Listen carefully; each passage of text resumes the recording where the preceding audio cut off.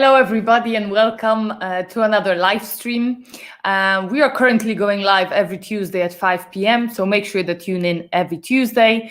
Before we start, make sure you leave me a like and make sure you comment, introduce yourself if you're watching this live. Also, if you're watching on replay, let me know where you're watching from. So today we're going to be going through insulin resistance medication and supplements. Those are most common. And I need to start this by prefacing that, of course, I am not a medical professional. I am a person who reads a lot of scientific articles on the internet.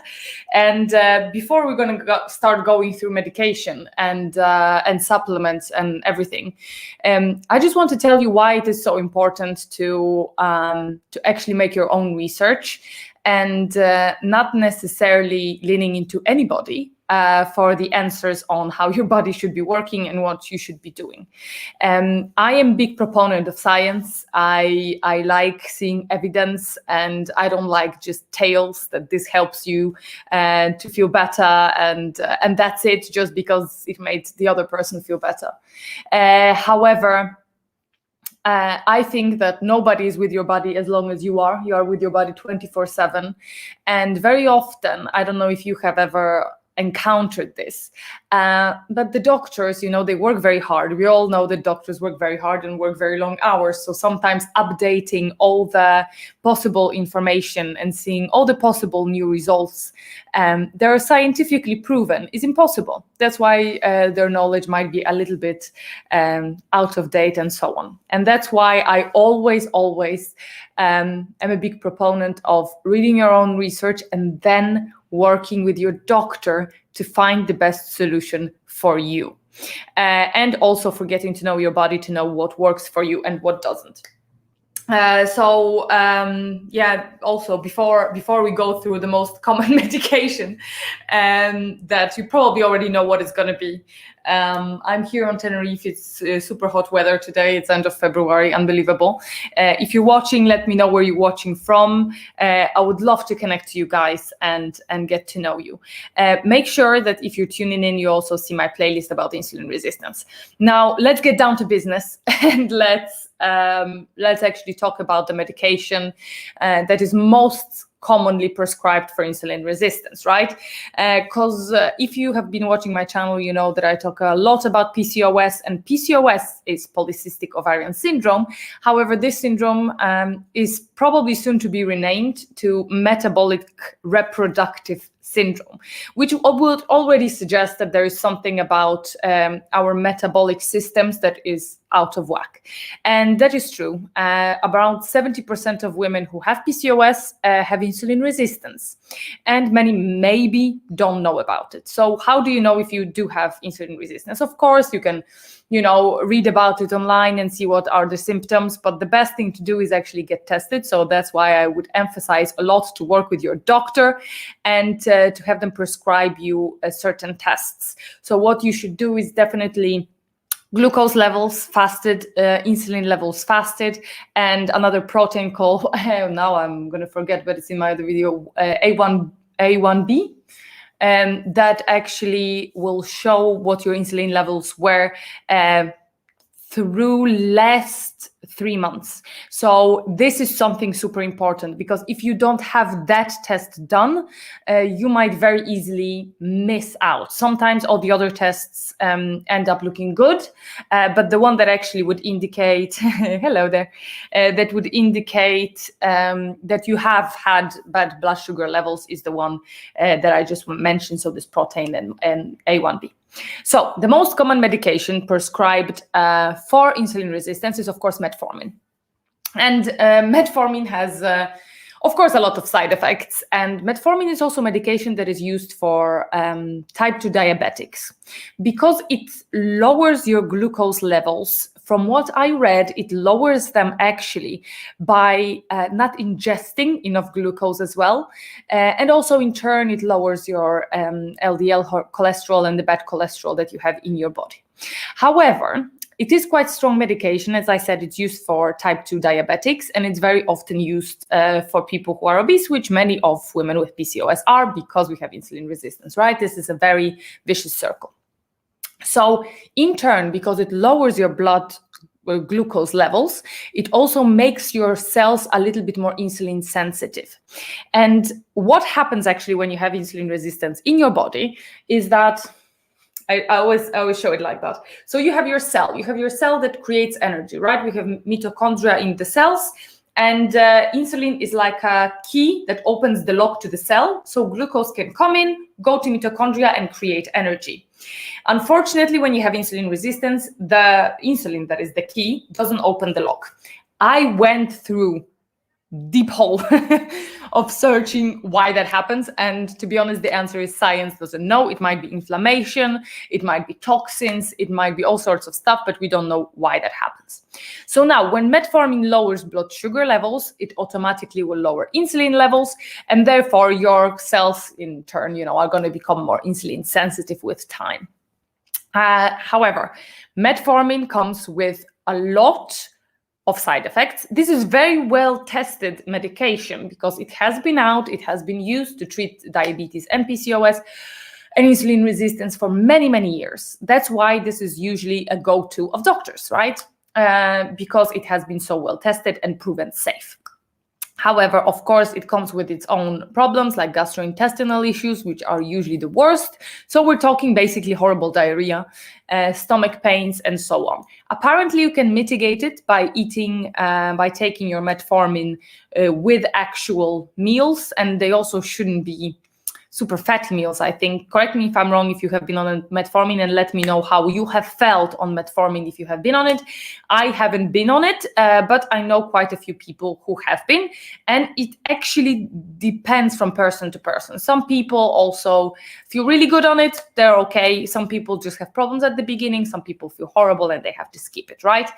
Now, another thing when you're taking some, insulin resistance medication, it's not only that your blood sugar levels are fixed and you have, of course, a lower chance of getting type 2 diabetes because you're already working on it, but as a cascade, it also stops different things happening in your body. So because you become more insulin sensitive, you're going to get more ovulation, you should be able to lose weight easier, you should have lowered fatigue if you ever have been suffering from fatigue, less free testosterone floating in your body, so acne, hair loss, excessive hair growth, and so on.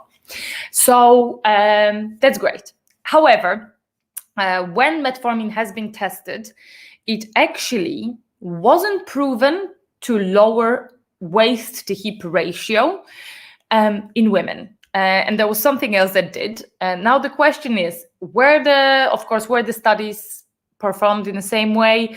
I've seen the studies that actually was comparing two of those things that I'm going to be talking about today. And it seemed like metformin did a little bit worse job in that. So take it as you will.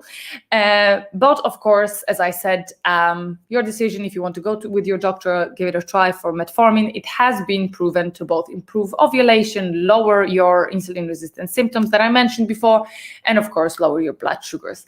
And it can aid weight loss, maybe not as great as the second thing that I'm going to be talking about. So we're leaving metformin. This is typical medication, most often used by doctors, right? And now we're going to go to supplements because that's it. There is no more medication that I know of, at least not that popular. Maybe there is some therapies that are now being tried, but now we're going to supplements. Now, I'm going to go through the order as well of how often they're being prescribed or recommended, because I have been recommended one of them by my doctor, which I already think that was quite progressive doctor. So the other thing is going to be inositol. Inositol is differently named vitamin B8. So it is actually a vitamin. And I certainly recommend seeing one of the videos. There's a great animation that explains how inositol works. And if you're watching on the replay, I'm going to put it right here and in the description. So inositol basically also makes our cells more insulin sensitive, the easiest said. Now, what is the dosage of inositol that we should be taking, and rather what type of inositol we should be taking? And that, of course, is another debate. And I have been told by my doctor that it's enough to take myo-inositol. So it has to be myo-inositol not other kind. However, there are many studies that actually show that combination of myo-inositol to dechiro-inositol 40:1 is the most profitable thing. And inositol not only will lower your blood sugars, but will make your cells, including your eggs, your ovarian cells, to work better and be more insulin sensitive, which means that they can function properly, right? You can lose weight and so on and so forth.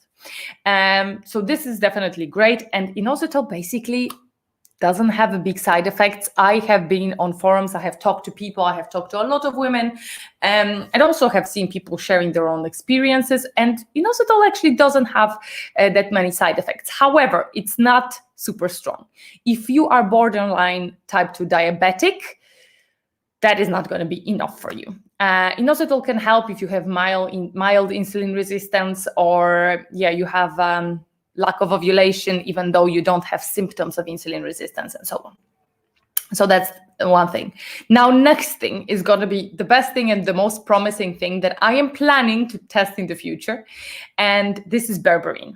I don't know if you have seen my video about Berberine versus Metformin, but I also went through a couple of scientific studies there that I actually looked at, and Berberine looks like it's going to be proper new thing. And it actually starts being quite well tested. So I don't know what time frame we're thinking about when we're thinking of it actually, being recommended by doctors. But if you are going to be prescribed metformin, if I were you, I would go to my video, Berberine versus Metformin. I have a list of scientific articles there. Show it to your doctor and decide on maybe the other course of action. Now, Berberine, of course, doesn't come without side effects because it's proven to work as good, if not stronger, than Metformin, depends in which studies, right? So Berberine is super powerful. It also, because it is so powerful, it will have side effects. And the side effects are similar to Metformin, but milder, from what I have read from many women. Of course, like with everything, like with every medication, you have to understand that why those things are so complicated is because our bodies are completely different. So you might take Berberine and you might feel absolutely fine, or you might take it and you might have a stomach ache. But I would say it's worth it because it's less toxic, and it has actually been proven, to what I've been saying before as well, it has been proven to actually aid weight loss, and it's scientifically proven that it improved waist to hip ratio. So fantastic, new upcoming thing. I know that many people also started using Berberine as a little bit of mental booster. Hello, Chanel. Chanel, am I reading your name right? Let me know where you're watching from. I would love to know. So Berberine is very promising and is way less toxic than Metformin is, right? And as I said, many lifestyle, sorry, I was distracted a little bit. Many lifestyle people, I think it was even Tom Billier who said it, don't quote me on that are taking Berberine as like a mental booster. Because if you have ever heard about it, for example, keto diet, so lowering your insulin in a way, and also running on ketones, but that's a little bit different thing, makes your brain work better. And having stable energy source to your brain makes your brain work better. And having more insulin sensitive brain, hello, New York. I'm very happy that I read your name right.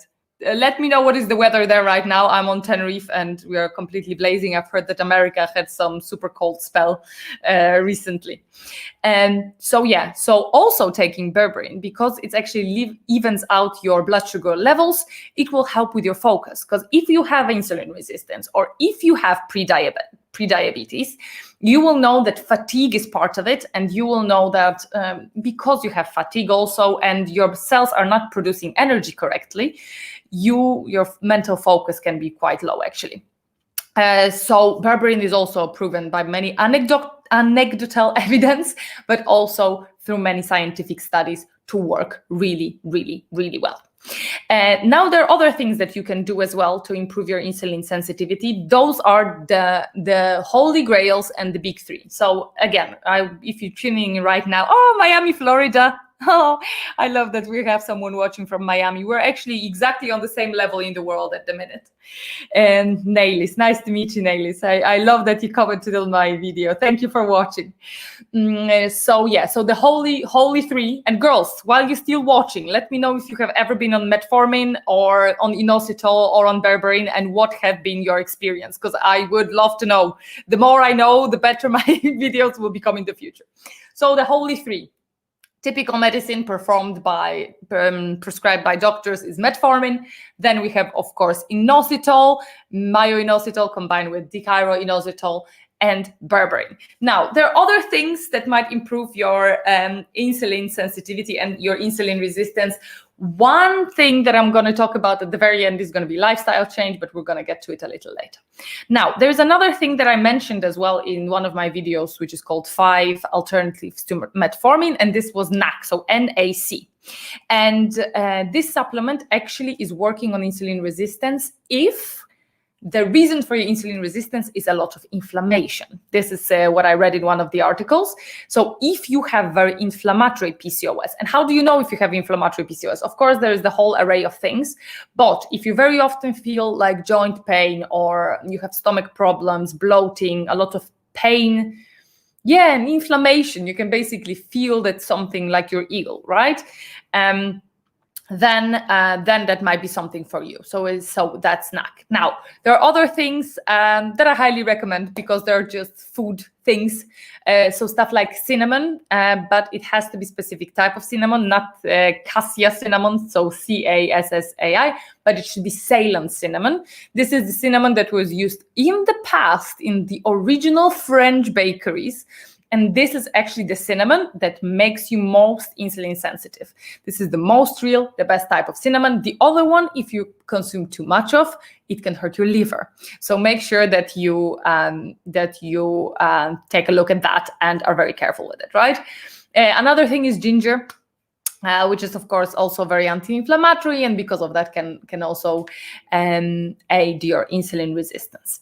Now, the other thing that I want to mention quickly, maybe not so quickly because I tend to waffle on forever, is lifestyle changes. Now, you have seen that from what I said, there are two things that you have to do to get your insulin resistance in a good level. So it's lowering your blood sugar, right? So in turn, if you have lower blood sugar, you have lower insulin. So your cells have a chance to become more insulin sensitive.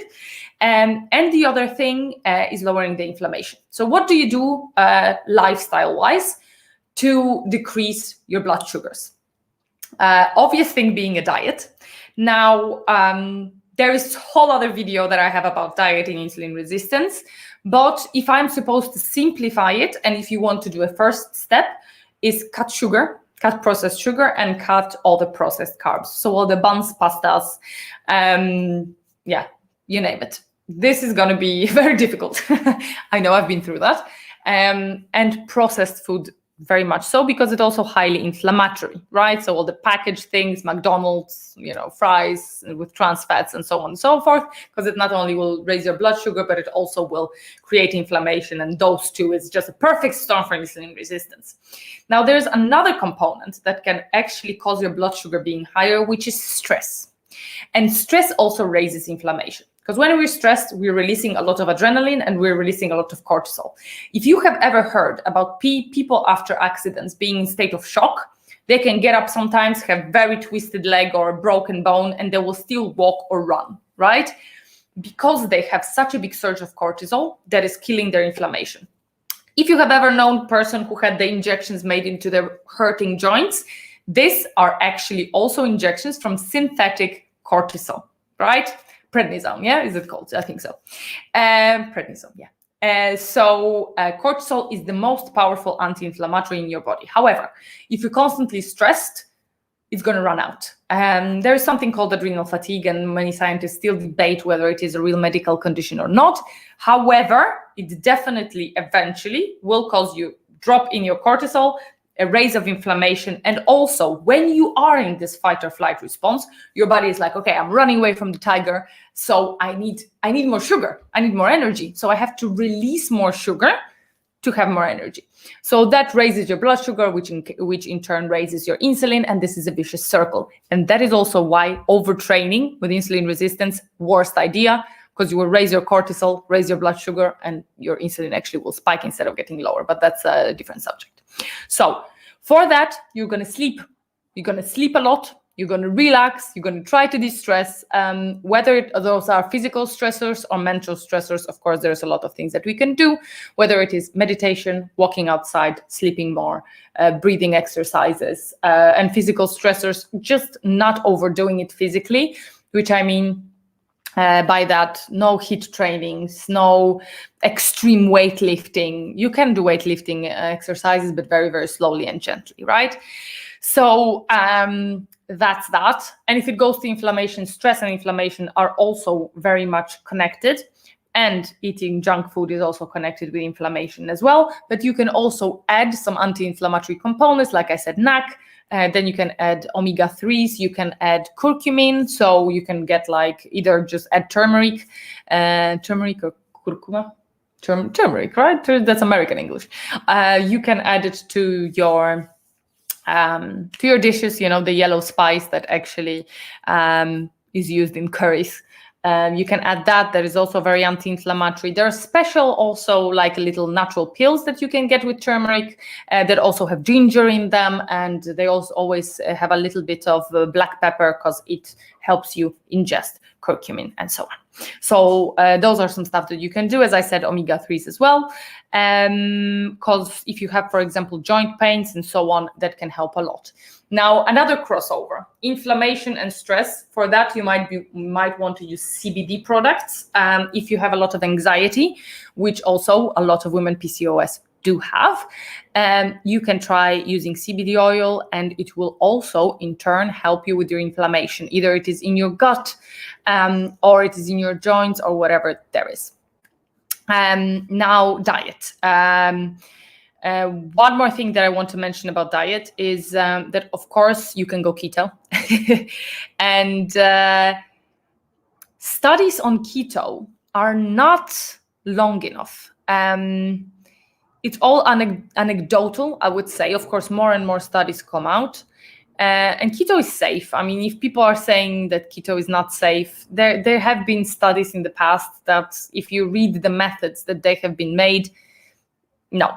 If you're on metformin or any of the other medication, you have to tell it to your doctor before you go keto, because any drastic change in your diet can cause you lowering your blood sugars too low. So what can happen if you stop eating carbs, you're not gonna have high blood sugar and you're still taking lowering blood sugar medication, so it can end up even in coma, right? In coma or fainting and stuff like that. So make sure you contact your doctor. However, if you're doing keto, try do good keto. So, not fried cheese every day, but fatty fish like salmon, mackerel, and salads, and so much greens, as much greens as you can, because it will also work anti-inflammatory. People, when they think about keto, they do think about bacon, eggs, and loads of cheese. But really what it is so much salad, so much vegetables, and a little piece of meat or nuts and healthy fats and so on. A lot of healthy fats. And so think about that. If you have ever been a part of the debate where it's like keto versus vegan, I also have a video about that. Going vegan is better than eating Western diet, which is full of crap. However, there's vegan versus vegan. If the majority of things that you're going to eat are going to be vegetables, that can be okay for you. And then if you are going to eat, all the carbs with it, that makes no sense. Because for me, for example, I couldn't go vegan for the life of me. First of all, I love meat. But second of all, I feel horrible once I start eating carbs. I'm on the carbs actually at the minute. My skin had a little tough time. Now it's doing better, which maybe I should do a vlog about as well. We have a comment here about metformin. Let me read. Oh, it was a disaster. There you go. I tried the Inositol supplement made by Inositol, which was 40, in conjunction with Berberine. And how did it go? Okay, let's see. We have a second part. Experiencing stomach upset after third week, but not even close to upset. Many people say exactly the same thing, that even though you might have a little bit of stomach upset, is not as bad as metformin. Stop taking everything after 30 days. I got lazy. We all go through that. Pick it up again. I would also, if I could suggest something for you, if you have quite a severe insulin resistance that is diagnosed, I would try to incorporate one thing at a time, so you kind of know what works. And if you have severe insulin resistance, then start with Berberine because it's stronger. Let's see. Blood glucose monitor now. Okay, the one there. I'm not has to stay focused on my low glycemic. Crave carbs. Oh no. What is your diet like? Let me know. Have you been trying to make any changes in your diet? Because of course that's the easiest and the hardest thing to do. I know. I ate a donut today. I'm not judging. Even though I was gluten-free for 4 years, I don't know what's happening to me. I crave carbs too. But let me know how your diet is, because there are ways to mitigate carb cravings as well. But yeah, if I were you, I would maybe try again to start on Berberine. Of course, Berberine is quite strong, so it's good to be consistent with it. But if you're monitoring your glucose, I'm sure you know what your glucose levels are on a daily basis and whether they're being quite stable or not. Also, a lot of things will depend on which many women don't talk about. Are you trying to get pregnant as soon as possible, or are you not bothered? Like, if I've heard that Inositol is very, very good. Inositol is 40-1. That is very, very good to increase your insulin sensitivity in your ovaries. So I know that many people got success with ovulation. So of course, if you want super quick results, you might want to incorporate two, but then that will leave you not knowing what worked and what didn't. They should both work, but of course, consistency is the key. So you will have to take them consistently. One thing that I can also add, I'm going to put back Chanel's comment here. You crave carbs. Let me just read it once again. Focus on a low glycemic diet. You crave carbs. If you crave carbs, get a good electrolyte powder that is sugar-free. Get magnesium that is not carbonate. God, what is the best type of magnesium? Citrate. It might give you a little bit of stomach upset as well, so don't take too much of it. But good quality potassium citrate and magnesium citrate. If I can be a bit cheeky, you can go to, Dr. Berg is like a keto master. Check his electrolyte powder. He has really good ratio. So mix your own ratio. That's the cheapest. Or just get his electrolyte powder. But it's a little bit more expensive. And having enough magnesium and potassium will help you not have cravings, because very often our lack of magnesium makes us crave carbs more. Apparently, there is a pure connection that has been tested in scientific studies. Yes, electrolyte powders, there is sugar-free. As I said, just correct mixture of good quality magnesium, so it can be citrate, and potassium. Yeah, potassium citrate will do a lot of good. Or just eat so many green salads. But when I mean green salad, not iceberg salad, but actually a lot of spinach. Even better if you have, what is it called? Swiss chard. That's even better. Yes, I'm the same. I can do keto when I'm focused, and 16-18 hour fasting is the best for me. And I found that if you cannot do keto for some reason, you don't feel like, if you don't feel like you can do it at the minute, fasting already helps. And I found a huge difference. That's the only way I can lose weight, fasting. And keto, to be honest, of course, keto and fasting is the best, but it can be fasting with a little bit carbs in the evening, or keto and fasting for me is just bang on. I don't recommend it in periods of horrible stress, because then it can stress your body even more. Fasting super long, which I'm trying to do now. I just listen to my body when I'm super hungry. I eat, and I'm gaining weight at the minute, but that it is what it is. I'm happy that you're taking notes and that it has been useful for you. As I said, Dr. Berg keto electrolyte powder, very good. Either get inspired or get it.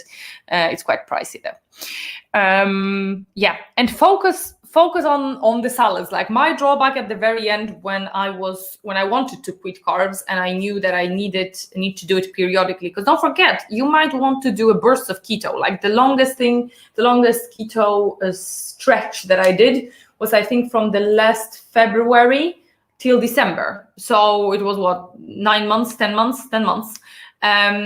You don't have to do keto forever. You might want to cycle now. Now I see there are a lot of people that also recommend week before you should be getting your period, if you have regular periods, that you should get out of keto and eat carbs, because apparently insulin is being converted to progesterone or something like that. Don't quote me on that. And apparently we need carbs at that time. Again, brand new information. Who knows what else we're going to find out about keto. But I find it that if I start to have sugar highs and sugar lows and I feel that I have crashes, then I have to go keto or do fasting, or preferably both. And it stabilizes it for a little while. And then when I go back to carbs, I feel a little bit better for a while. And if I start feeling bad again, going back to keto. So you might do it cyclically and listen to your body. Like if you feel absolutely horrendous, maybe find the ways, because of course keto comes with keto flu and everything like that. So the first week you might feel shocking, but there are the ways to mitigate it. A lot of vitamin B complex, and a lot of magnesium, potassium, and a lot of water. Very British of me, water. So make sure that you do that during a period of adaptation, and the cravings will go away eventually.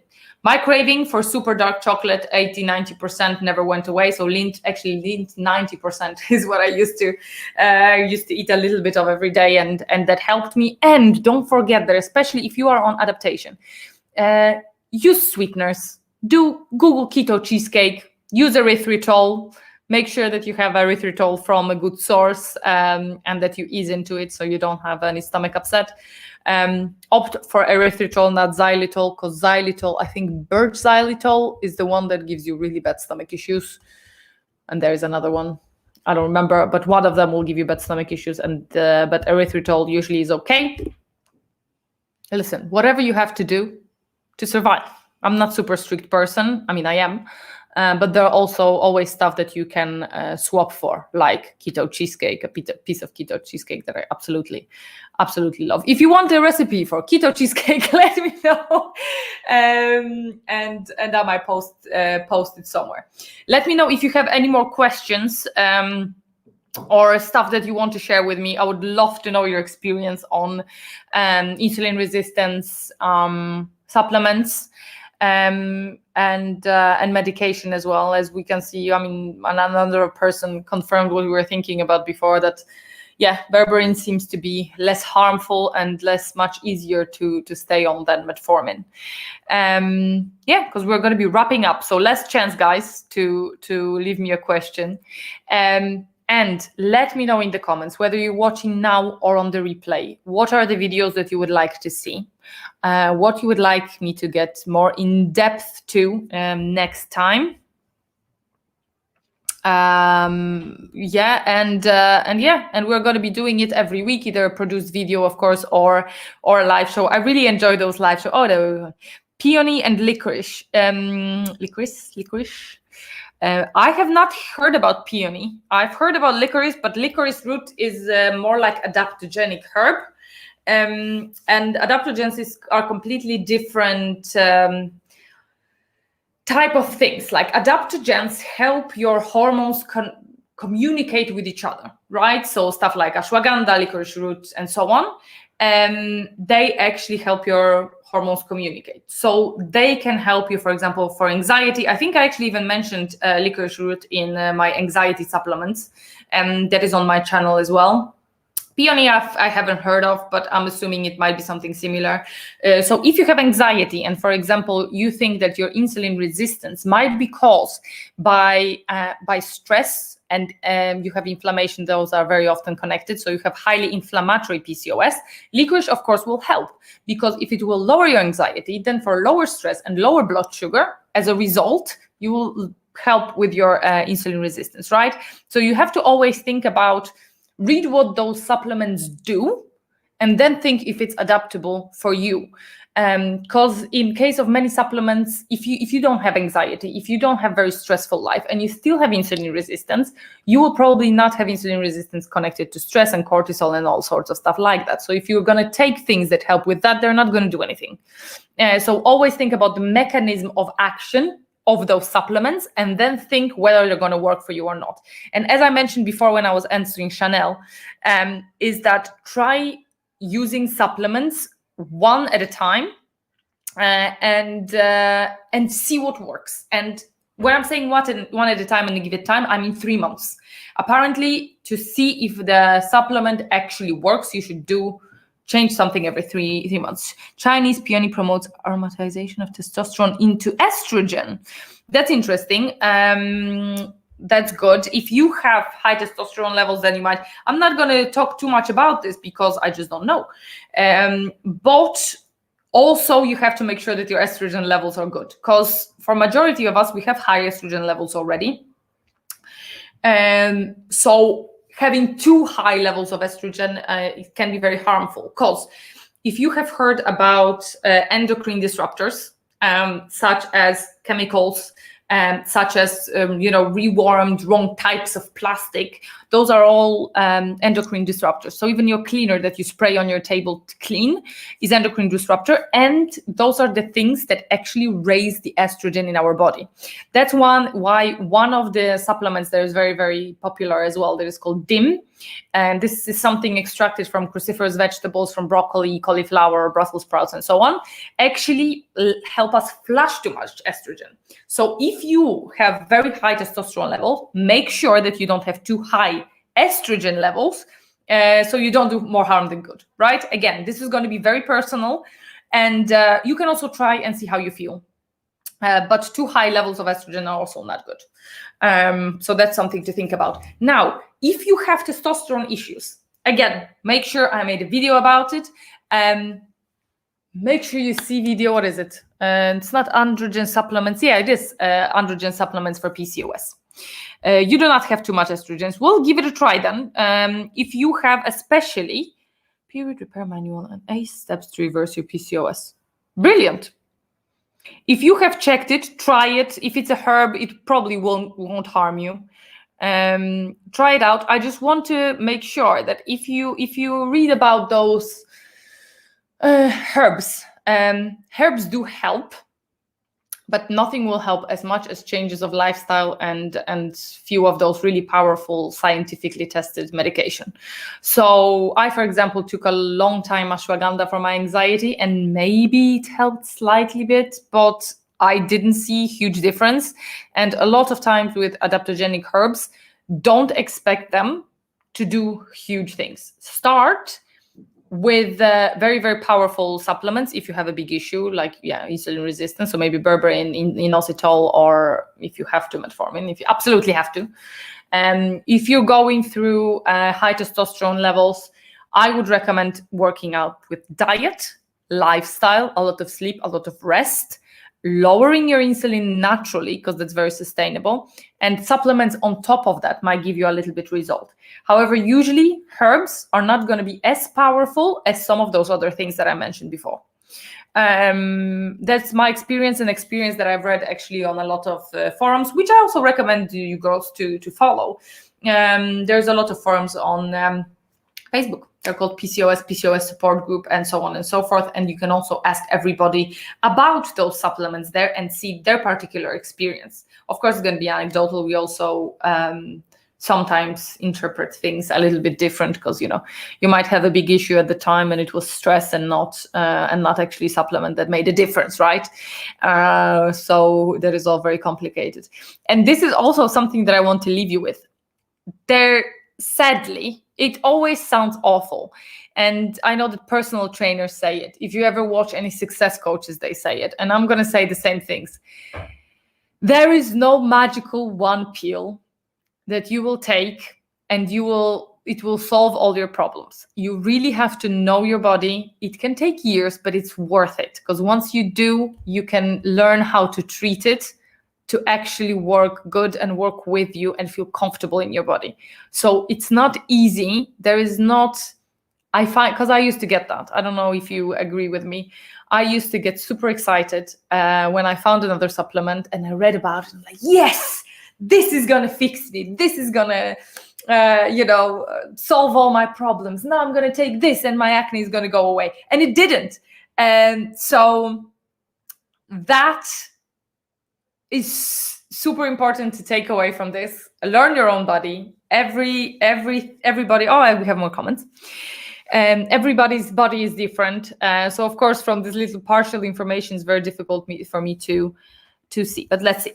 I could fall into the category of lean PCOS. I know this lies about insulin resistance. I have already done the blood work of glucose tolerance and fasting insulin. Did you also do the A1 something protein that is actually showing it for months? And if you have any symptoms of insulin resistance or sugar crashes or anything like that, because sometimes it's difficult to find it. But you have lean PCOS, so it would suggest that most probably you don't have insulin resistance. Post-pill, super common. So what you can do if you suspect that you have post-pill PCOS, this is something that is reversible. So make sure that you have whole foods diet. Make sure that you try. Also, let me know if you ever had any high testosterone symptoms, which is excessive hair growth, hair loss, acne, anything like that, anxiety slightly as well, because that can vary from person to person. Post-pill PCOS might go away by itself. If you have any additional problems or you had pill prescribed because of different problems like I had, because I had horrible acne, so I was prescribed pill and then I got PCOS diagnosed, which was very years before, I found out later. Then it can be completely different story.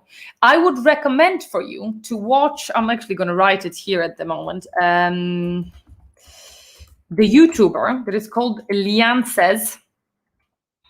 There she is.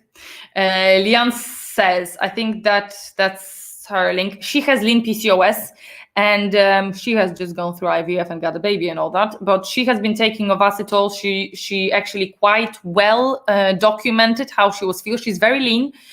She has PCOS. She still was taking Inositol. Eventually she had to go through IVF, so it didn't fully recover her ovulation and stuff.